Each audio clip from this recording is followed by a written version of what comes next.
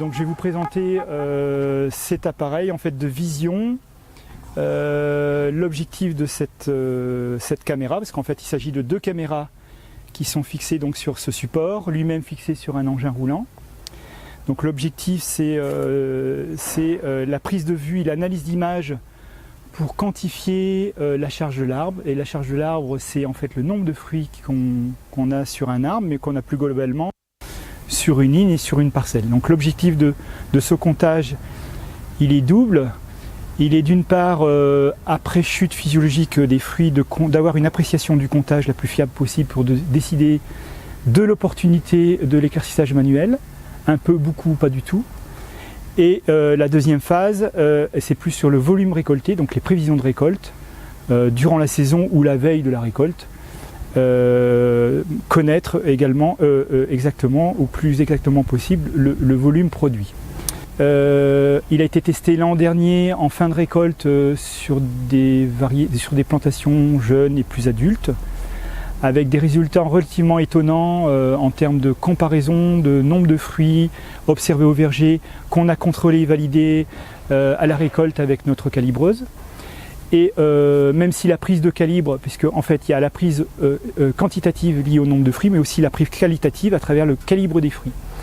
La prise des calibres des fruits était moins fiable. Bon, c'est sans doute des choses plus perfectibles. Cet appareil jauge également le calibre des fruits au moment de la prise de vue.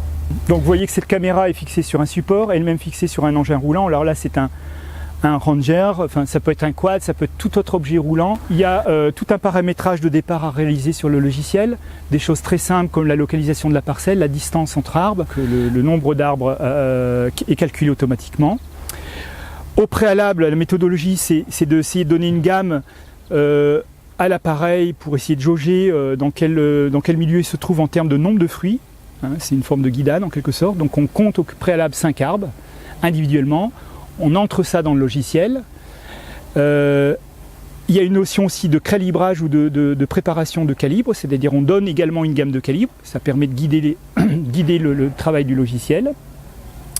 Une fois tout paramétré, c'est assez simple, ça prend quelques minutes, et bien l'engin se déplace et visionne une face du verger. Ça peut être cette face-là ou l'autre face.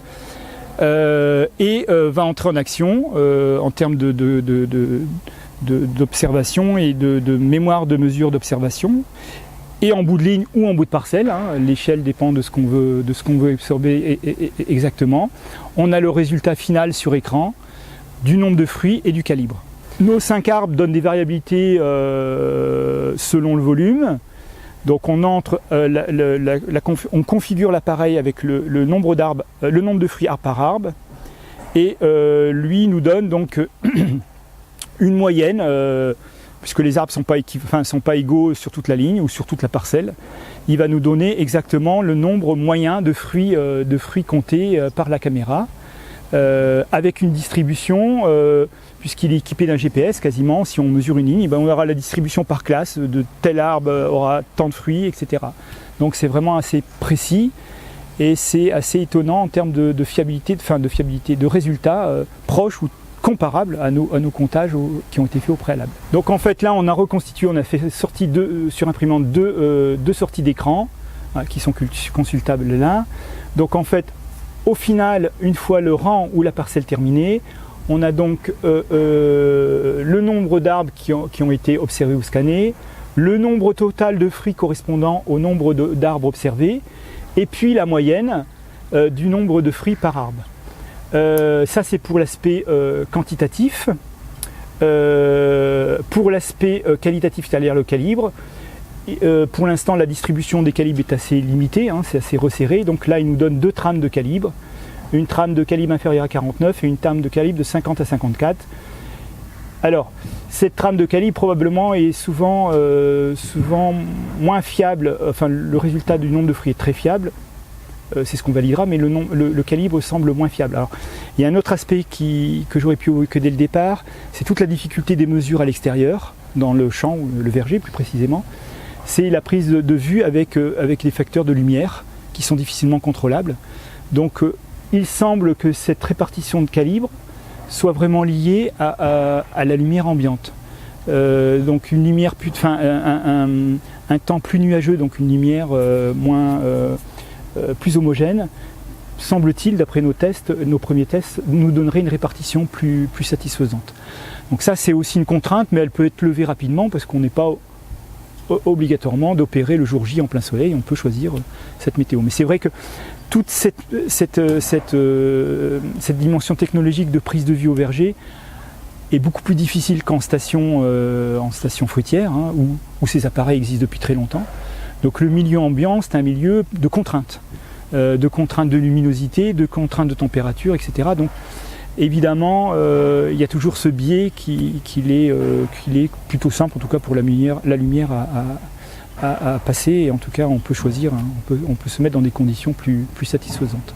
Mais c'est un critère. L'autre critère à prendre en compte, c'est la hauteur de l'arbre. Et selon la hauteur de l'arbre, on va plus ou moins s'éloigner, la caméra va plus ou moins s'éloigner. Ça c'est un réglage qui est fixe au départ. Hein. Ces caméras visionnent l'ensemble de la hauteur, balayent l'ensemble de la hauteur de bas en haut sur une seule face de l'arbre. Et donc selon la hauteur, il y aura un écartement qui sera à tenir. Bon, là il est 1,50 m pour des arbres qui font à peu près 4 mètres. Si les arbres sont moins hauts, eh bien l'écartement par rapport au premier fruit, puisque c'est ça cet espace, eh bien sera plus réduit. Donc l'évaluation de la charge, je le répète, c'est l'évaluation du nombre de fruits. Finalement, il y a plusieurs périodes clés dans la phase de production. La première, c'est lorsque la chute totale des fruits, il y a une chute naturelle, hein, l'arbre se libère naturellement de ses fruits. Et quand cette chute naturelle est terminée, c'est-à-dire fin mai, début juin, il y a un premier estimatif intéressant du volume de fruits. Pourquoi ? Pour connaître réellement si ce volume de fruits correspond à ce que peuvent réellement supporter les arbres. Ça, c'est connu par expérience. On a tous en tête, selon la densité, selon la vigueur des arbres, le potentiel de charge de nos arbres, du nombre de fruits, la charge étant le nombre de fruits. Donc, ce premier comptage va guider si, en fait, il est nécessaire ou pas d'introduire une phase d'éclaircissage manuel, donc de diminuer la charge ou pas. Le second, eh bien, lui peut s'étaler dans le temps. On peut le faire uniquement la veille de la récolte, c'est-à-dire c'est d'estimer, de prévoir le volume récolté. Donc on peut le faire à plusieurs répétitions, plusieurs périodes de la saison, ou le jour ou la veille de la récolte. Hein. L'intérêt de le faire régulièrement, c'est avec la prise en compte du calibre. Le volume de production dépend du nombre de fruits évidemment, mais aussi de la grosseur de ces fruits. Donc d'avoir ces deux critères et de les suivre dans le temps paraît relativement judicieux. Alors pourquoi connaître le volume, les prévisions de récolte? Ça présente plusieurs intérêts. D'abord individuellement, il faut savoir, on peut le faire pour toutes les variétés, le volume de fruits à cueillir, ça guide le nombre de personnes, le volume de personnel, ou plutôt le nombre de personnes pour la cueillette. Et puis ensuite, pour ceux qui stockent les fruits, le volume de fruits à conserver, l'emballage, etc. Donc il y a une notion en fait d'organisation préalable avant la cueillette. Et puis après, il y a plus une notion économique. Là, c'est plus l'offre globale et le collectif, le groupement, s'intéresse plus le groupement. C'est réellement la dimension donc, de l'ensemble des groupements de producteurs ou d'un groupement de producteurs sur les volumes produits par variété. Donc là, c'est plus économique que technique. La première période de comptage essentielle serait vraiment orientée vers les techniques d'éclaircissage manuel, oui ou non, ou peut-être.